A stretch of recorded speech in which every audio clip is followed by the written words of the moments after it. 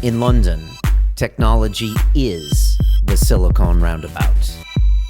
Introducing a new talk show dedicated to the people of the London technology startup scene. Silicon Real.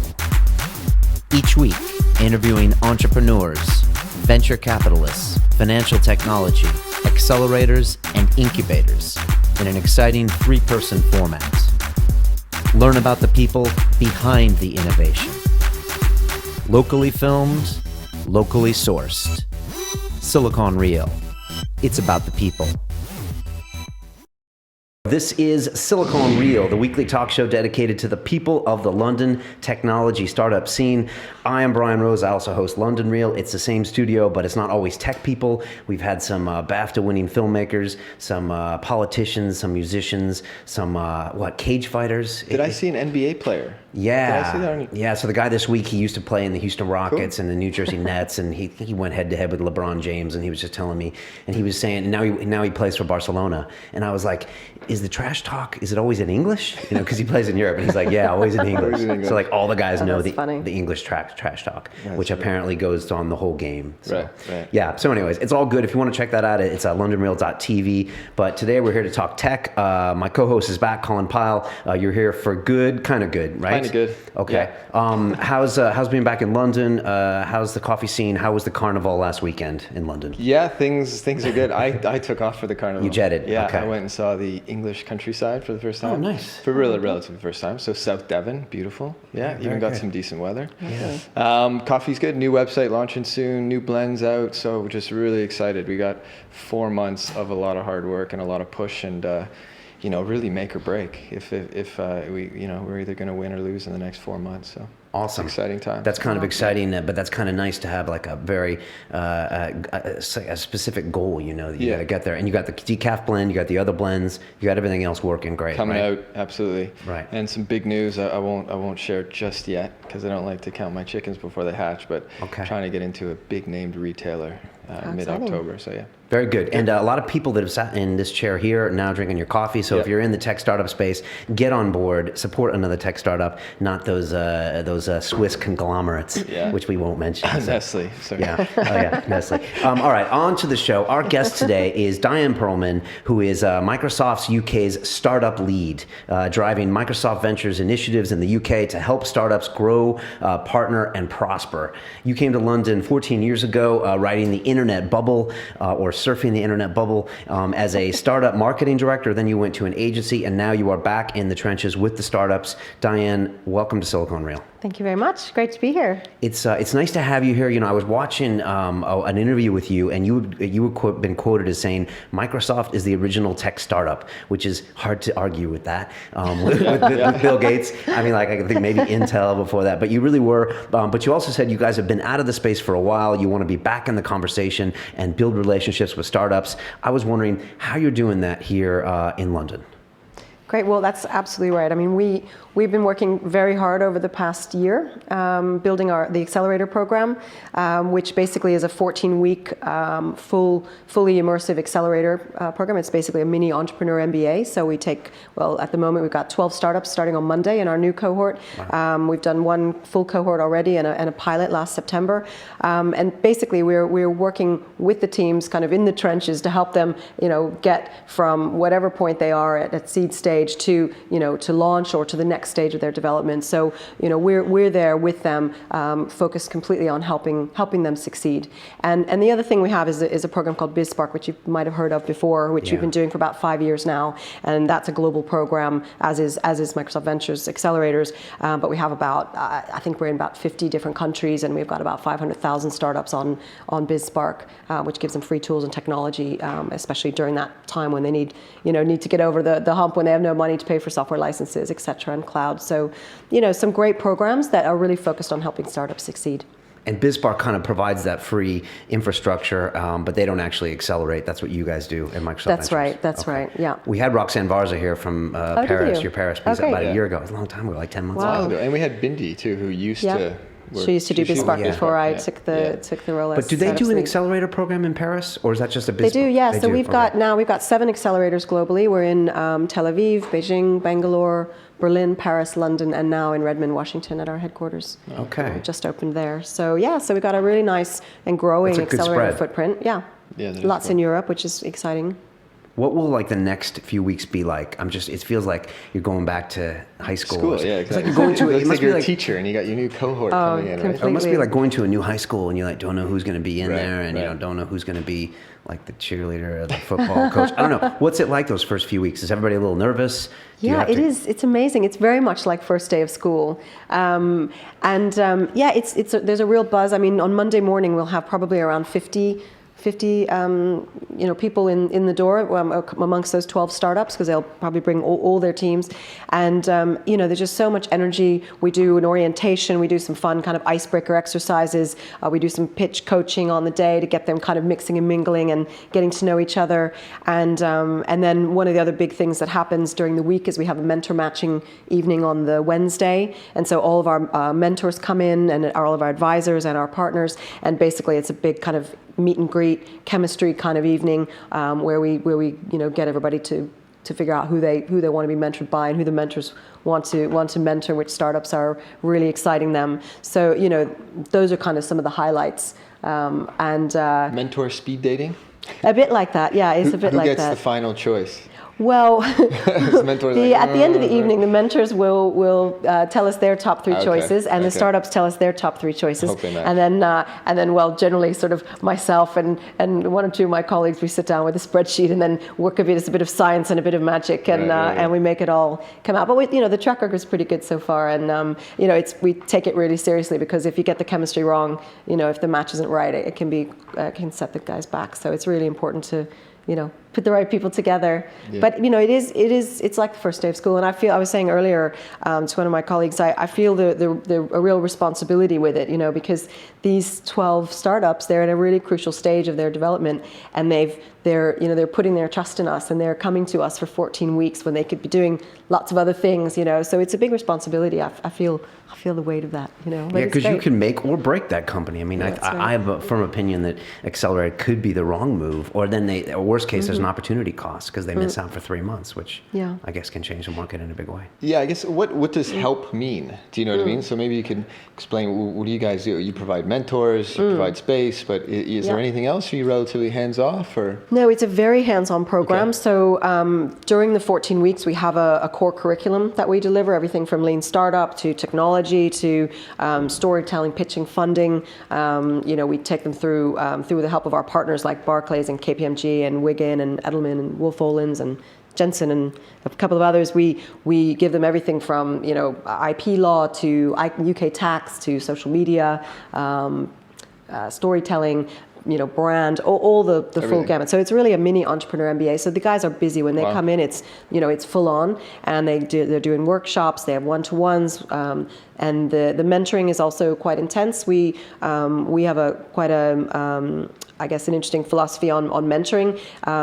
We don't have a large group of mentors who kind of dip in and out. We have a very small group of very experienced mentors who are all entrepreneurs in their own right, who've been very successful and built and grown and exited companies, or they're prolific early stage investors. And so they commit an hour a week to the team that they're paired with. So it's really great. It means that those guys really get to see them through. And another thing that we do, which is part of the program which I love, which I've been working a lot on, is around getting our startups together with our customers. Because one of the great things about Microsoft is that every big company in the world is a customer of ours, basically. And so one thing that startups need as much, if not more than they need money, they need customers. Yeah. So we've got this great program where we put the startups together with customers and help them build those relationships. So, those are just some of the things we do. And we don't take any equity. So, that's a key piece of the things. How does that change the relationship when you don't take equity? Because I'm always curious about that. Because if just a few programs don't take equity, how does that change the relationship, in your opinion, compared to the other accelerators? In my opinion, I think it gives you more of kind of a pure relationship. We can be completely focused on the success of the startups, whatever that means for them. It could mean that it's that they raise a round. It could mean that they pivot. It could mean that they get a licensing deal. It could mean a number of things. But if, for example, we've taken equity, we've got certain other motivations and goals around what success looks like. That's more about maybe our goals than the startups perhaps. So I think, I don't think there's a right way or a wrong way to do it, but I think it's great that we're able to do this. We're not in the accelerator business, like some of the others are, and so it means that we can just focus on helping the startups be successful. Yeah, it's interesting. You mentioned accelerator business. We've had, Wayra on here, and they talk about the customer bases. They're, potentially Telefonica people, that kind of thing. And they have a lot of places, but that's what Wayra does. You're in Central Working. We had James Dayton on here a couple months ago. What a great guy. He's so passionate about his space and everything they do. But you're also with other accelerators. I mean, the escalators there, which is the Techstars Barclays, JV. Yep. How does it feel being around other accelerators kind of in the same space? And what do you see out there that accelerators that do it right and do it wrong? Well, we love it. I mean, we very much want to be and are, more and more becoming, in just a short space of a year that we've been doing this, part of that community. And because we have our Biz Spark program, we're in partnership with all the accelerators and kind of co-working spaces and incubators around London and around the UK, even because they all offer Biz Spark into their communities. And so it's very much a community thing for us. And we've been over. We had some of our tech guys in at the Techstars next door to talk with the teams about what they're doing in the cloud and Microsoft Azure and how they can scale their business. And so we really want to be there to help and and work with those other accelerators. And even at our pitch day, for example, last in April, we actually invited a handful of other accelerators to send one team to come and pitch at our pitch day, which was quite unusual. I don't think anyone's done that before. So we're very much want to be very inclusive and are being very inclusive with the community, and we want to help everybody. So you invited the accelerator to come and listen to the final pitches? We actually invited. So for example, at our pitch day, it's called the pitch. Right. We had actually in the end we just had one other accelerator pitching, but we had a team from Seed Camp that came and pitched on stage with our startups. So we had our 12 startups, and we also had somebody from Seed Camp. Oh, from their final piece. From one of their cohorts, came. So I think they were in a previous graduated cohort. But it's just a way to we've got the room full of investors, so why keep it to ourselves? Let's bring in other parts of the community and share the love. Do you ever feel, or you must get asked this question, whether the space is over-incubated? Because we know Cisco's there and Wayra is there with Telefonica, Barclays doing the JV. There's a lot of different accelerators. Does it feel, and is it true that the other top 20 corporates on the FTSE are going to bring their own in the next 2 years? Is there a point where it gets to be too much, or is there not enough love for this community? Gosh, it's a really good question. I think that there might be a bit of an accelerator bubble going on. I mean, I think there's a lot of activity, and every day there seems to be a new corporate accelerator happening, and a lot of corporates are coming to talk to us and saying, "You guys are doing it. You seem to be doing it well. Help us get started, or can we do something with you?" And so that's, of course, I mean, it's massively flattering about kind of the testament to what we're doing and building, which is great. But I think there's a lot of startups in the UK. Tech scene, and also startups are coming from all over the world to come and be in London. We have startups coming into our next cohort from as far away as Japan. We have a Belgian team, we have an Italian team. So London is a magnet. So I think there's startups are coming from other places to be in London. So I think there's enough to go around. But ultimately, we will get to a point where we just maybe cannibalizing each other. I don't know. How many applications, out of curiosity, did you get? We get a couple hundred applications. Right. I mean, it's always a popular question. Sure. I'm a big believer in quality over quantity. Right. And I think it's really true. I guess you notice it's staying on par to last year, or are you finding that that pool is getting a little bit diluted? Well, I mean, we increased our numbers since of applications since last year. It was our first intake was the spring intake that we did. Yeah. So we were still when we were taking applications at that point, which was last year this time. Yeah. We were still very unknown in terms of what we were doing in this space. So so we'll continue to see that increase as we get better and better known. You mentioned the speed dating night of mentors coming in. Is that a large percentage of Microsoft staff? And is that one of the assets you bring to the table, or is it a mix of everyone? It's a mix. We have quite a few Microsoft people from all parts of Microsoft, from Skype and from Yammer and from Microsoft. So it's a mix, but we have a lot of people who are entrepreneurs that are really keen to give back. We've got, for example, one of the founder of Secret Escapes. We've got one of the original founders of 3 Mobile, TalkTalk. We've got quite a range of really experienced entrepreneurs who have given their time to come and work with the teams, and they love it, and we are very grateful that they want to do it and want to come and work with us in the teams. I mean, you guys have huge assets, because you have the team from Microsoft, like you said, you have the customers.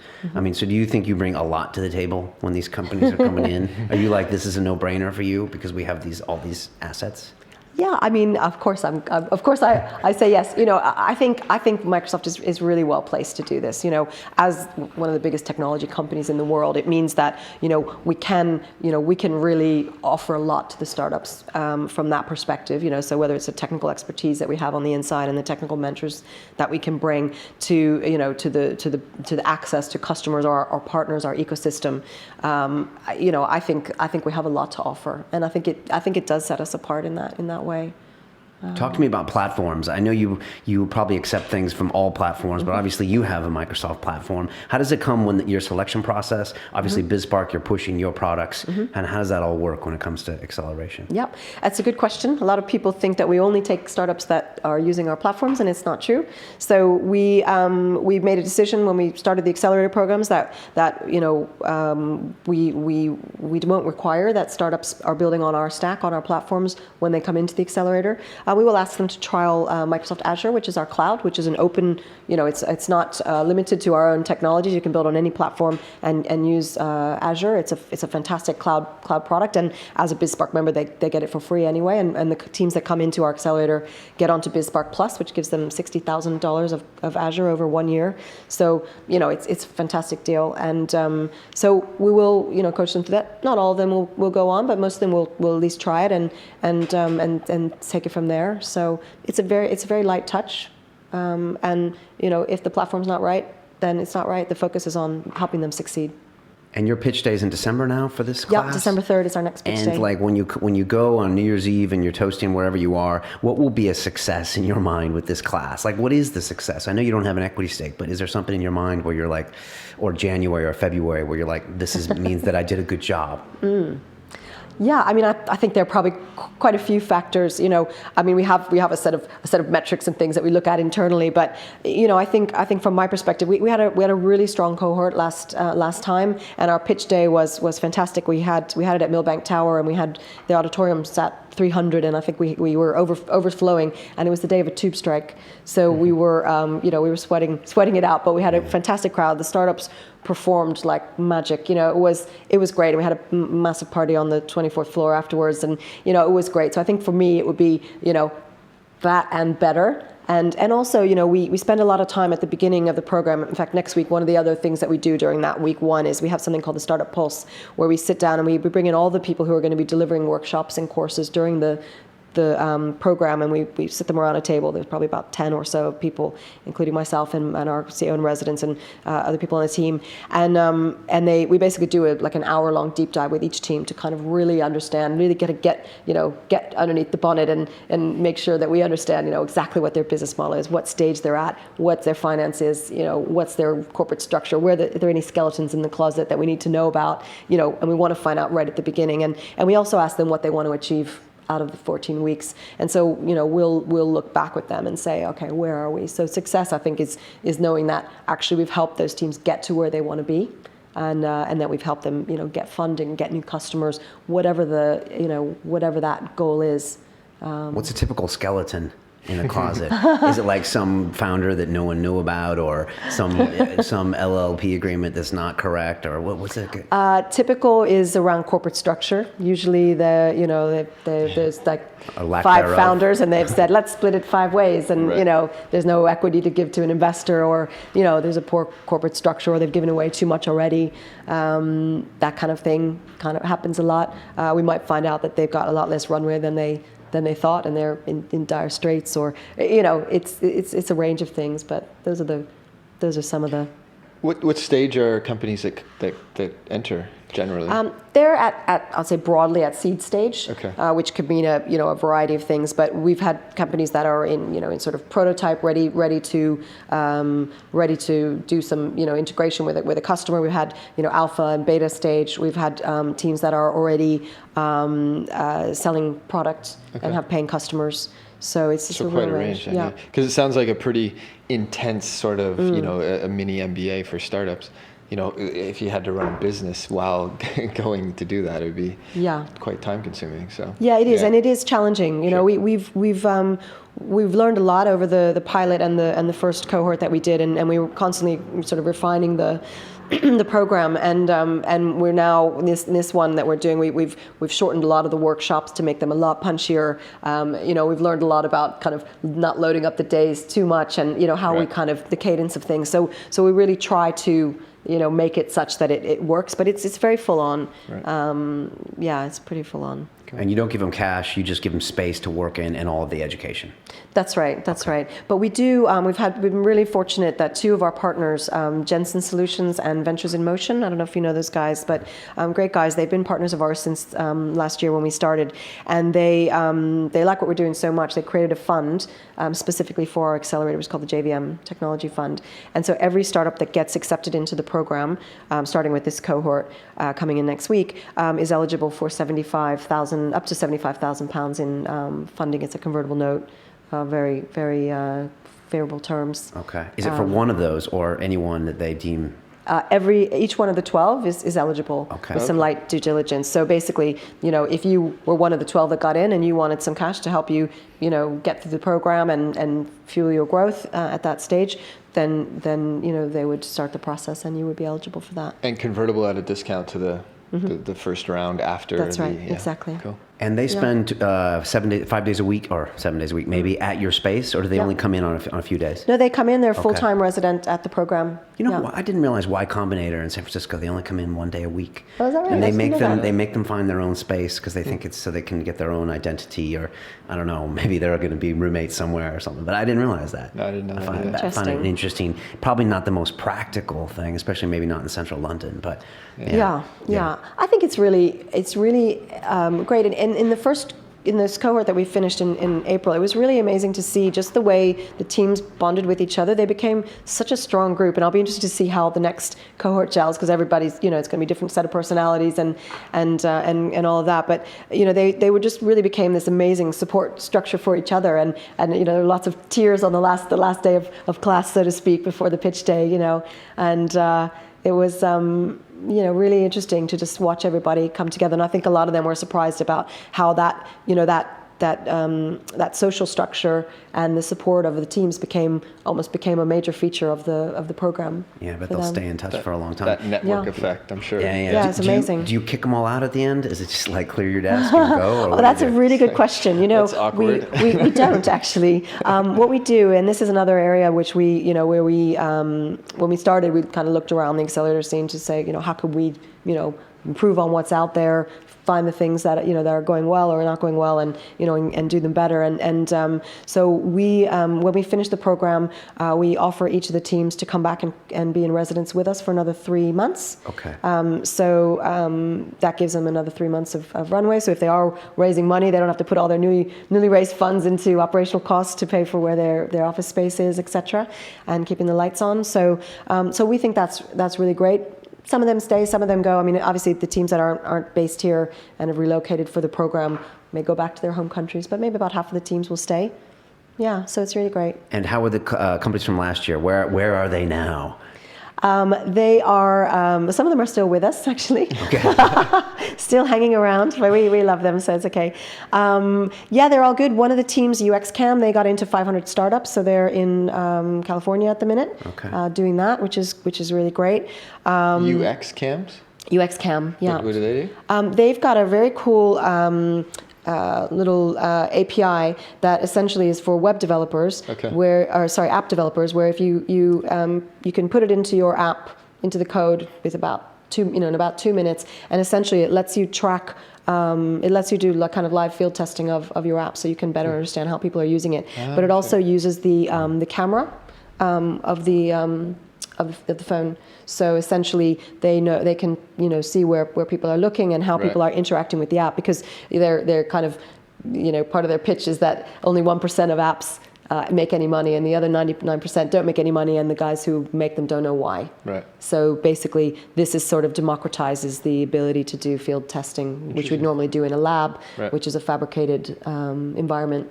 So you can watch people typing and like swearing at the app or something like that. Well, basically, it's just when you're using. Swipe? No, it's when you use the app. So you're out and about using your app. So the meditation app you mentioned. Sure. If they installed that API on there, they would actually know how you're using it, how often, where you were looking, how you were doing it.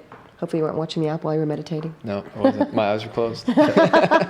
Wow, that's interesting. So So it's a cool app. And some of the teams have raised some funds. One of our teams is I won't say which one, is about to announce a really nice size fundraise. So things are going well. The teams are seem to be getting Cool. getting traction. Let's talk marketing. That's your background. You are also the CMO for this venture. It seems like, and I want to hear your pet peeves, like, in the startup space, there's always the tech guy, there's always this guy, but there's rarely the marketing guy. And, yet when we see these huge successes, it's because of sick UX and fantastic marketing. If you look at all the things that have come out of, say, an accelerator like Y Combinator, Airbnb, or these names. So what do you see? And is that something that you're constantly thinking about for the next 14 weeks about the marketing aspect, which probably gets left behind?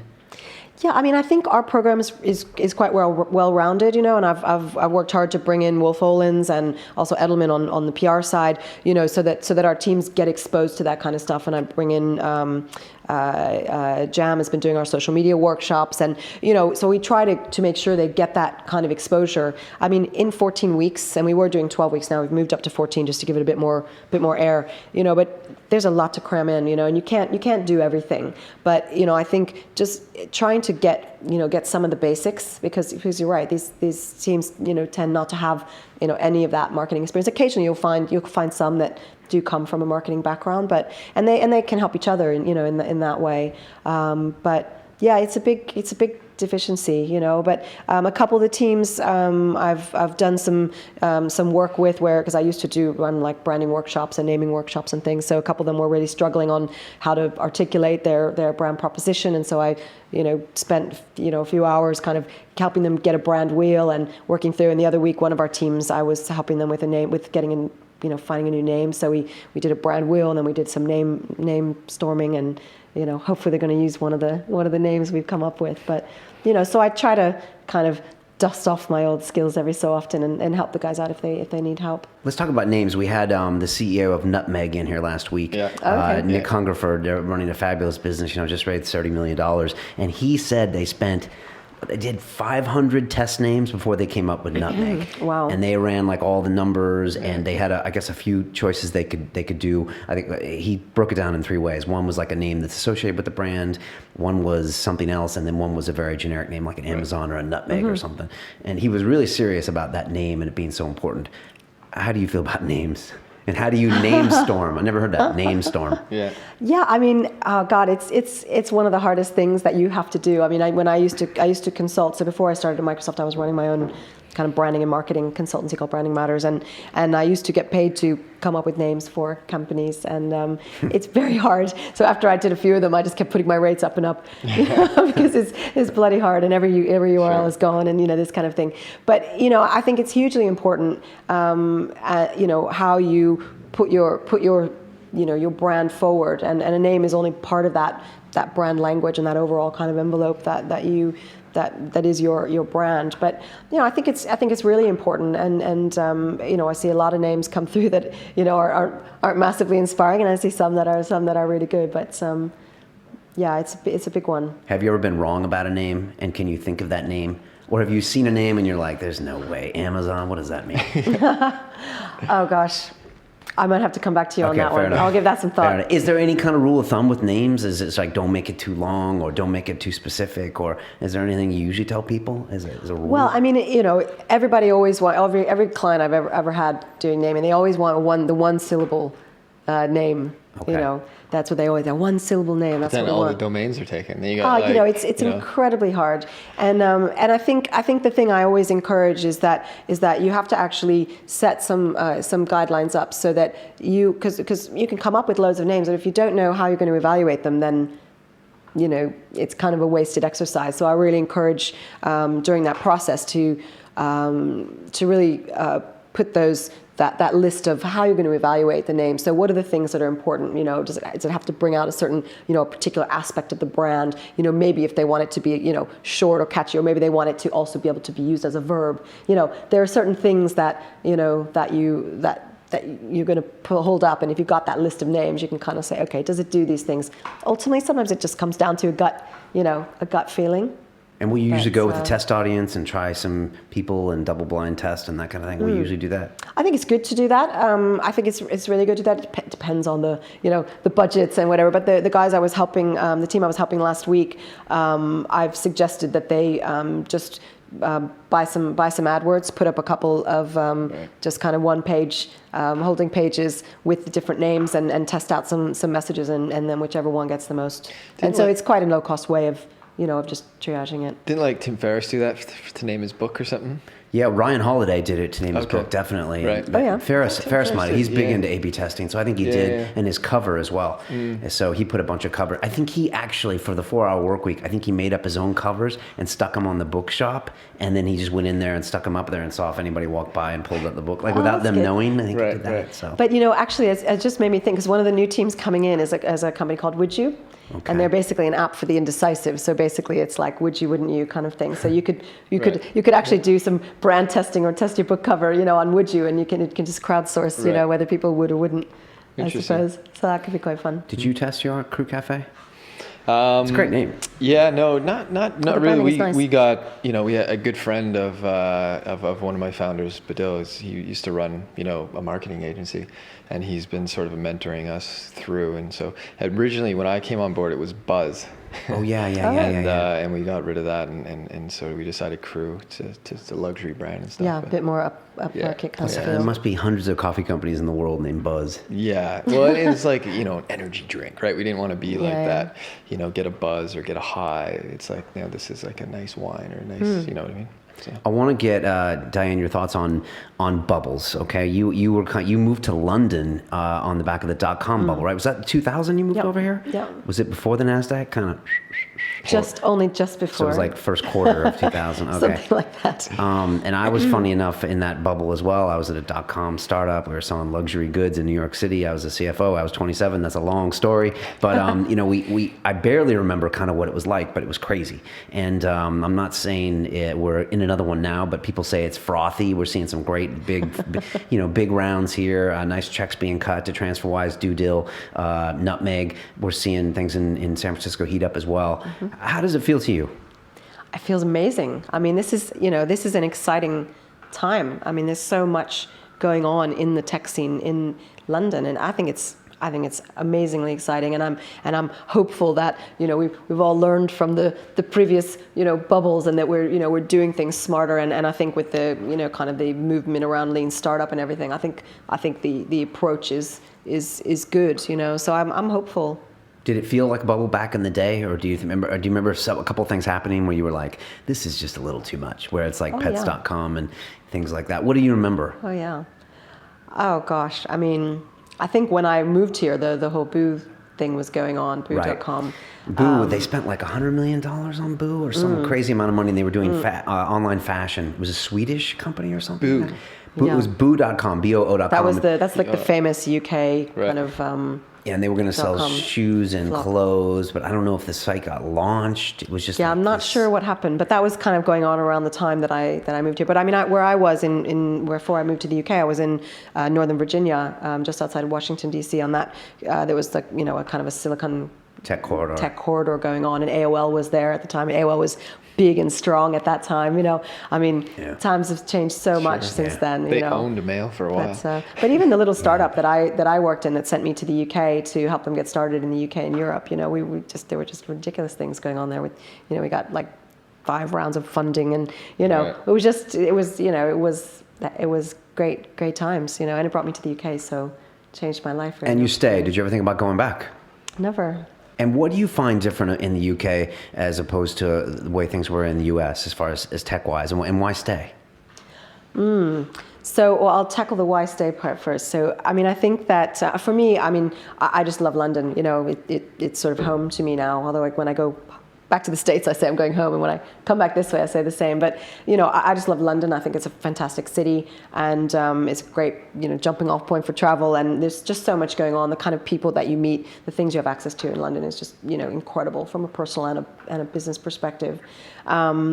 You know, I think that yeah, it has a very different feel. Also, I think because, for example, you know, in Northern Virginia, and I don't know how it is in Silicon Valley. Maybe you can comment on that. You know, I think it was quite spread out. You know, in London, everything's so dense and intense. You know what I mean? So I think you really feel it, and because there's so many events going on every night. You know, you could be doing startup drinks and pitches. You know, twice a night. If you're at least. Yeah. You know, if you wanted to do that. So.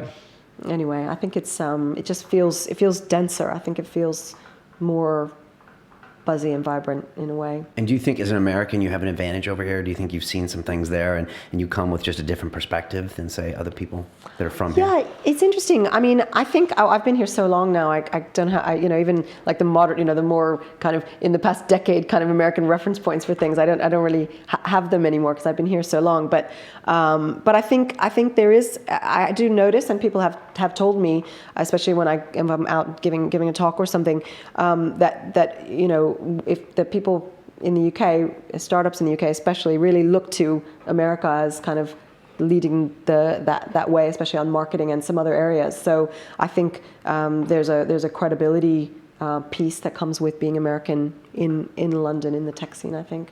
That's an asset, definitely. Are you always looking to the West Coast and looking at that as far as what they're doing for marketing, that kind of thing? Are you reading TechCrunch, and are you always kind of looking over there and watching what they're doing when it comes to what you do here?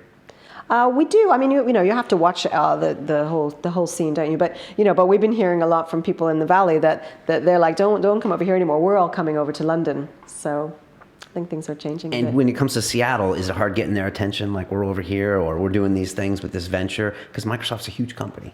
It is a big company, but you know, we have a new CEO, Satya Nadella, and he's very big on you know, entrepreneurism and doing things differently and changing the company, and so the work that we're doing with ventures around the world has really caught his attention, for what I understand. And so, you know, I think as a company, this is exactly the kind of stuff that, you know, this company at this time, you know, should be doing, and I think it's a real beacon in that way.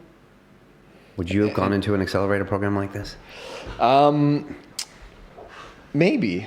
I think I feel like, for me, I sort of really jumped off selling a product, like a physical product that was shipped, and I think I couldn't have gone in after I'd started because I need space for dispatching and warehousing and stuff like that. But I absolutely could have used it before I started shipping goods. You know, I think about the money I spent and, you know, some legal fees and just sort of getting the incorporation down and some patents and some trademarks and all that sort of stuff probably would have, because I learned all from the start and fumbled a few times. So and you don't know what you don't know at that point. Exactly, so it's very tricky. So for me, I think they make a lot of sense for my business to actually, before I had the physical product. All right, talk to me about tech bikers. You're part of this crew, right? We had Easy Vidra in here. He's always pushing tech bikers when he's not doing the ice bucket challenge. When is the tech bikers? When does that happen? It's on the 19th of September. I think. Are you going? I'm not riding this year. You're not riding this year, but you went last year, right? I did go last year. You're not getting shamed into riding this year. Wait till Easy hears about this. Oh, he knows. He watches every show as well. So hi, Easy. It's quite a crew though that go, right? There's a lot of there were involved. 70 of us last year. Okay. Oh, how was it? Was it fun? Was it dangerous? Awesome. A little bit, perhaps. We had one injury. One guy got hit by a car, which was really horrible. Actually, because it's London to Paris, right? It's Paris to London. Paris to London. Yeah, so we wake up really early, take the Eurostar over. They ship the bikes over in a truck or something, and then we get there. They take us in an open-top bus to the Eiffel Tower, and all the bikes are there waiting for us. It's really awesome. Wow. It's really, you know, very cool. How long's the ride to get back? You ride over 3 days. It's 200 miles. Okay. And it was one of the coolest things I've done. I mean, before I did Tech Bikers, the longest I'd ever ridden before I started training was maybe 3 times around Regent's Park. So it was pretty ambitious. And I trained for maybe a month and a half, if that, maybe 5 weeks. And yeah, it was unbelievable experience. You know, I always wanted to ask people that come on here, what kind of social events do you go to when it comes to tech? You know, I never really asked anyone this. I mean, besides like something like Tech Bikers, are you out a couple times a week? Are you go to certain events? Do you do women in tech stuff? Do you not do that? I'm just curious.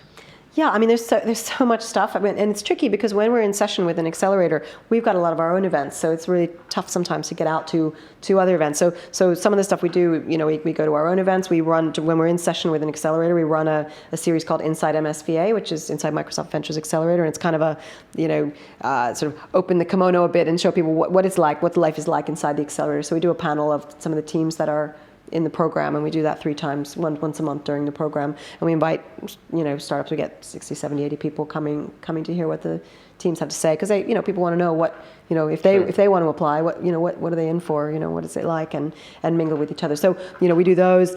We also host Astia every month or so, which is Women in Tech. Yeah, Astia. Okay. It's their, that's probably why I haven't got invited. Or is it for men too, or is it just women there are lots of men there as well. Yeah. Okay. Yeah. Astia. It's not exclusively for women, but their organization is about supporting women and women co-founders or founders, especially around the funding area and some other areas. So we do that. Occasionally we pop over to Three Beards, which is always nice on a Friday night.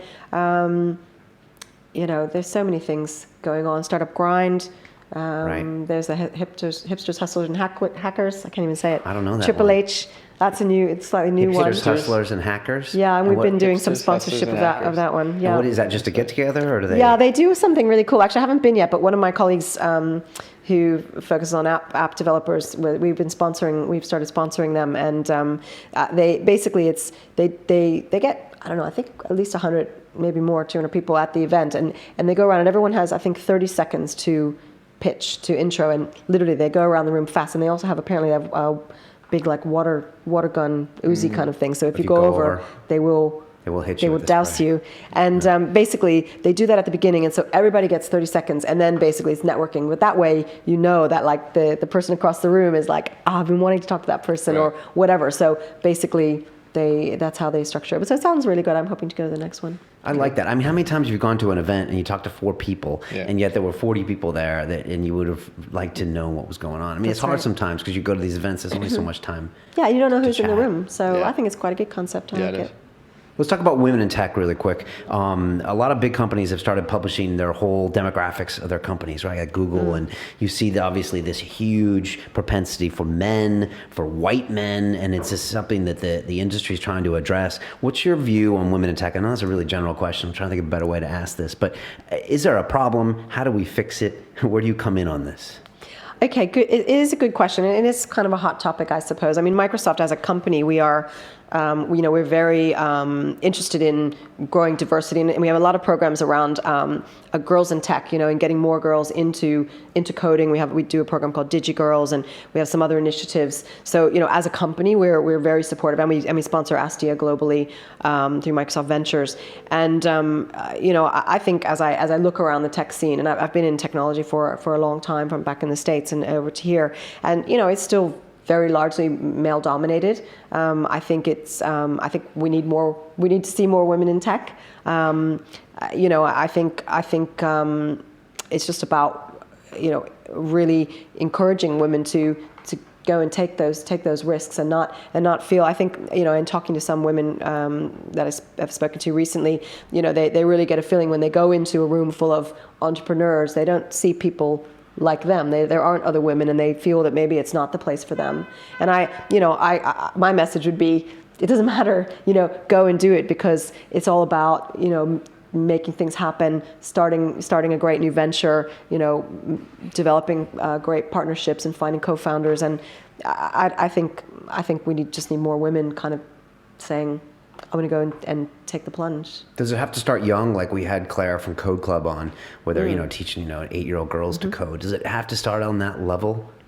I think it's a good place to start, and we've been working really hard at Microsoft. We were very instrumental in getting a change to the STEM curriculum in I think in primary schools, and now they're teaching computer skills in the primary school as part of the core curriculum. Here in and the that's, UK, right? Yeah, in the UK, and that's been a big coup. Yeah. Yeah. So that was very much driven by some of my amazing colleagues who work in that area. And we've actually just done a partnership announced a partnership with the Nominate Trust and the Duke of York. They're running a program called the IDEA program, which is all about, I think their website is A Million Young Minds, and basically it's about building digital skills for young people in the UK.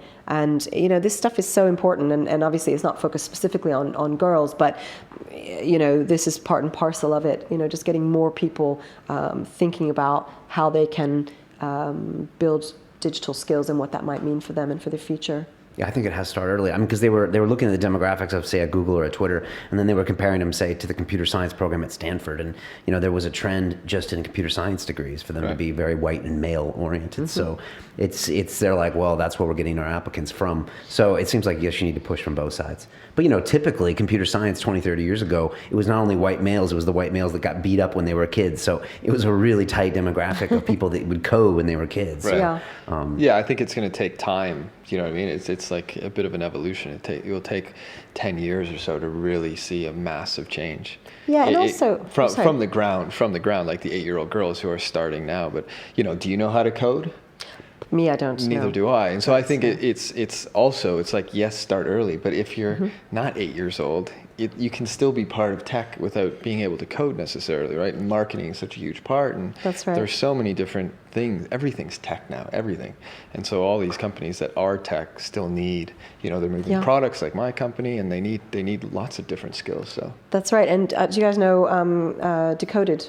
Yeah. Oh, yeah. We know Catherine. We haven't had her on yet. Okay. Yeah, she's great. And we actually did an event with them where it was all about learn to code in a day with women in tech. And actually, the woman who won that, we gave her a place, a co-working place at the accelerator. So she, was with us for a couple of months and, just got to kind of soak up the atmosphere. And she had a finance background, so she helped a lot of the teams while she was there. And it's those kinds of initiatives. And I think also I was having a chat about this the other day. We had one of the founders of Mumsnet in, and we were talking about the fact that there is a bit of a stigma, for young women. Maybe they don't think it's cool, but and it's too geeky. But there is a need to change that. That thinking and create that kind of the cool currency, because they also they can learn that actually they can find ways to do things that realize some of their passions, whether it's music or fashion or whatever it might be, through learning to code, and they can build things that actually help them,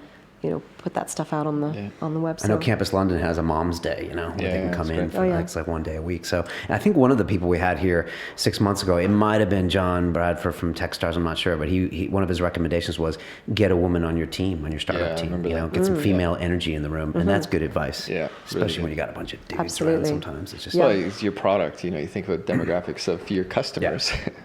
For a lot of reasons, that's one reason, and then just to get a different perspective. Sometimes. Yeah, but they do talk about that leadership teams that have that diversity and that have women on them have higher success rates and things like that. I don't know. It's a sexist comment, is what that is. I'll just throw that in there. I have 7 women in my office and 2 guys. Do you? So look at you. Completely. No wonder you're so successful. But it's 70% of people that buy Nespressos are. Is it? So you really need that. Yeah. Smart.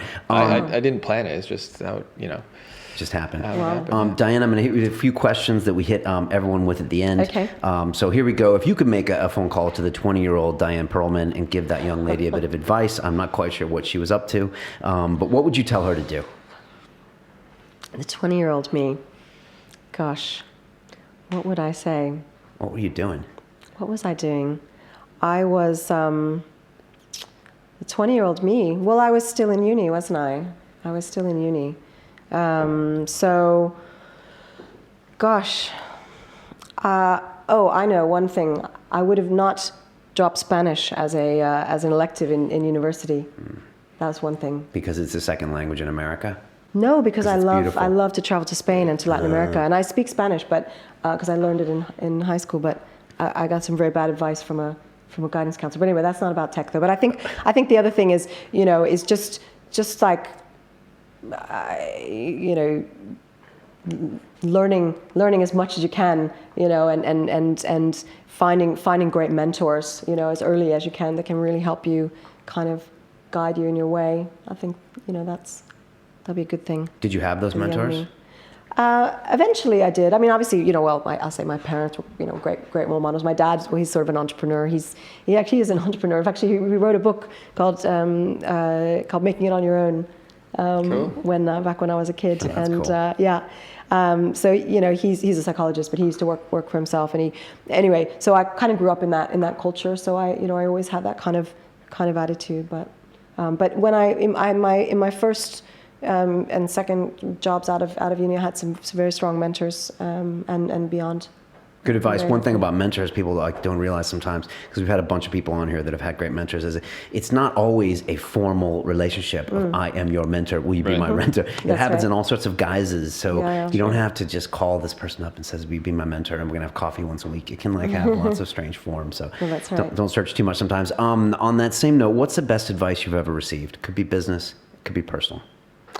Oh gosh, I think actually the one that always comes to mind is so before I joined the startup that took me to London, I was working in a kind of a communications agency. I had quite a cushy job, you know, nice salary, nice title. I was young, and not like now, and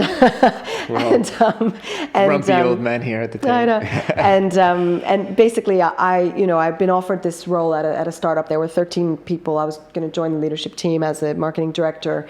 You know, it was kind of big and scary. You know, I was going to take a salary cut to go there, but I was going to get some shares and this kind of thing. And I really didn't know what to do, and I felt like it's quite a scary time. And I called actually a then mentor of mine, a guy who was a very successful tech entrepreneur, and I said to him, a guy called Mario Marino, you might have heard of in the US. He was quite famous.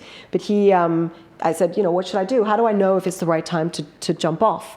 And he just said to me, Diane, don't think about it as jumping off. Think about it as jumping in. Nice. And it was a beautiful metaphor. And for me, it was like it took that, you know, you're at the edge of the precipice, and instead of that fearful kind of creeping onto the edge and plunging down to some unknown fate, you know, you're all of a sudden you're just kind of soaring. And it, you know, that's kind of driven me. I always give that advice to startups. That's good advice. It is. Yeah. Like jump into that bad decision now. That's right. With your eyes closed. Yeah. Lean in, jump in. The last part of that question is to the 20-year-old that's listening to us around the world that's thinking about going into tech, not sure. They could be in China, they could be in Australia or South America. What advice do you give to them? What should they do? I think the main thing is, you know, don't be afraid to fail. I think when you're young, you think you need to pick a career or do something, and that's the thing you're going to do, you know, and it's the be all end all of decisions. And I think the thing is that, you know, the more you try and do and fail, the more you're going to learn, and you're going to get that experience, and then you're going to get stronger the next time. So I think the main thing is don't be afraid of failure and learn those lessons early. The earlier you learn that, the more you're going to put yourself ahead of, you know, all the other rest of the pack. Who are sitting kind of on the sidelines, afraid to dip their toe in the water. But you're going to have those lessons, and then you're going to be stronger and move forward more quickly. Fail fast, as they say. That's what Easy says. Fail fast, fail forward. And the last question is, how many Bikram yoga sessions have you completed in your lifetime? In my lifetime, oh my gosh. You know, I've been doing it for about 12 years now, maybe. Wow. So not hundreds, maybe. And when I used to work on my own, when I worked from home for about 7 years, I would go probably 4 or 5 times a week for quite a number of years. So a thousands. lot less now, so but thousands. Probably, yeah, a lot. Wow. Okay, you're addicted. And if you had to convince someone like Colin to go, what do you tell people? Or have you given up on talking people into Bikram?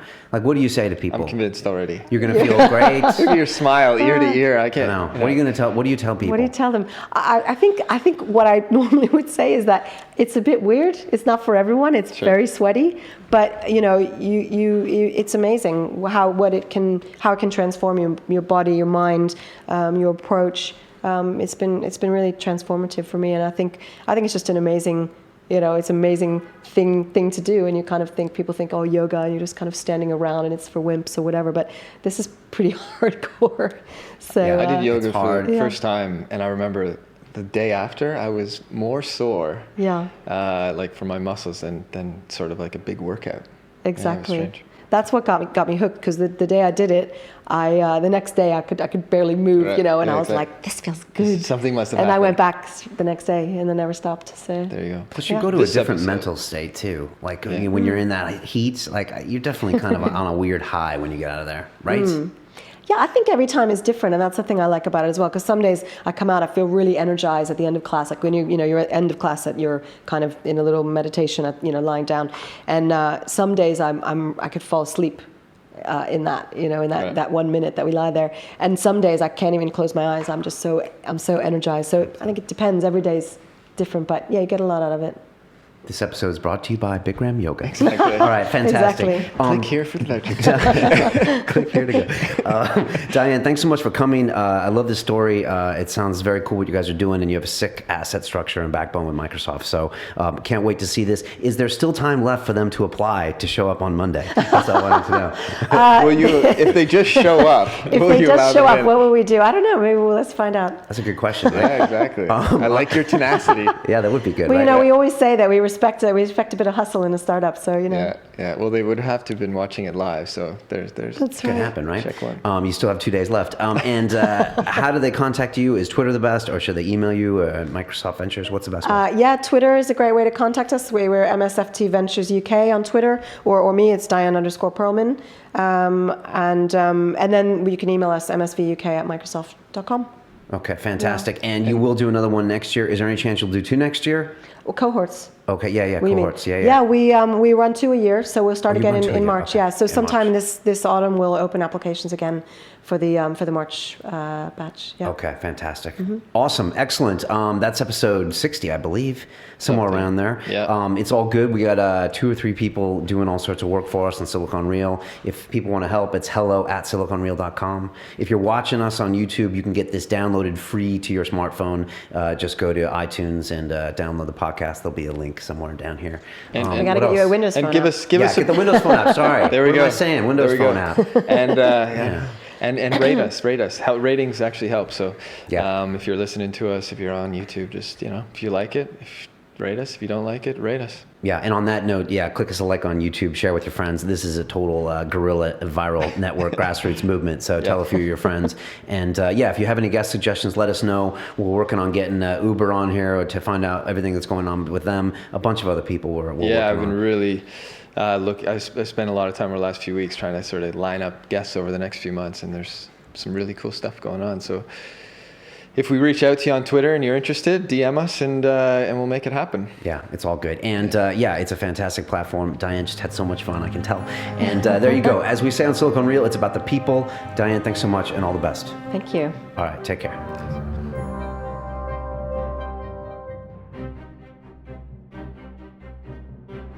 What's really attracted our customers is simply the transparency and the ease of use.